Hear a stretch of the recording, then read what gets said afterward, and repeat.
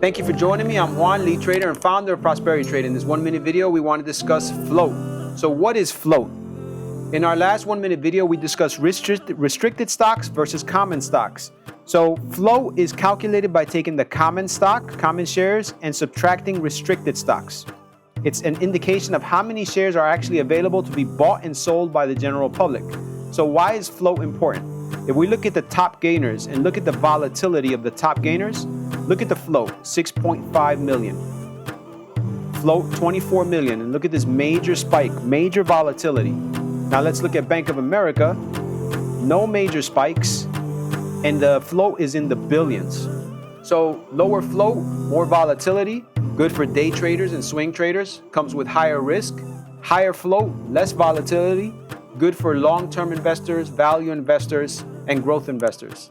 That was our 1 minute video. Thank you for joining us. See you on the next 1 minute video.